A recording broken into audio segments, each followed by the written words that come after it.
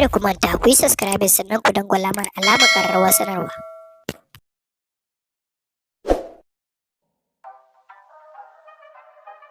Kotun Shari'ar Musulunci ta yanke wasu mutane uku hukuncin kisa kan yin luwaɗi.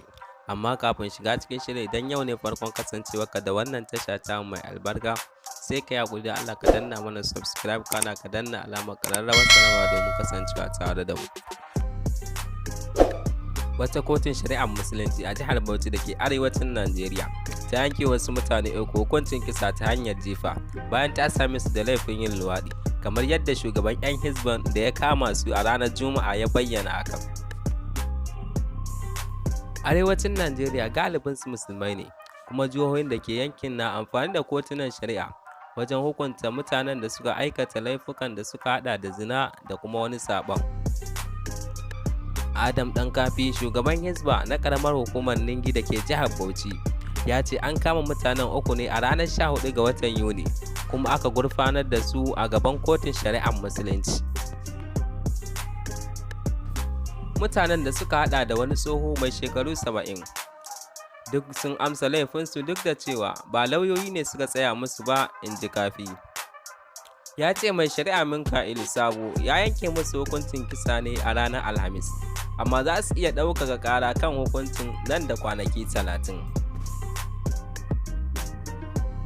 Duk wani hukuncin kisa da kotunan shari'ar musulunci za ta zartar a Najeriya na buƙatar amincewar gwamnatin jihar. A Najeriya, kamar yawancin sassan Afirka, ana kallon luwaɗi a matsayin abin da ba za a amince da shi ba.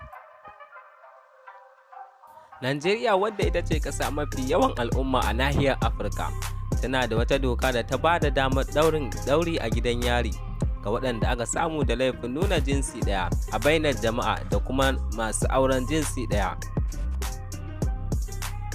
Hukuncin da aka yanke a jihar Bauchi zai kuma iya haskawa akan matsayin shari'ar musulunci a ƙasar nan da tsarin mulkin ta yi watsi da addini.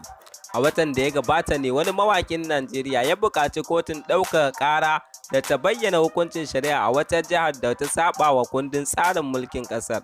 Ana sa ran za a yanke hukuncin kafin Oktoba. To duka nan muka zo ƙarshen labaran namu. Idan shirin da muka saka maka ya burge ka, sai ka danna mana alamar liking. Idan kuma kana da wata sanarwa ko kuma wata tunatarwa da zaka ba mu, zaka iya ajiye ta akwatin comment.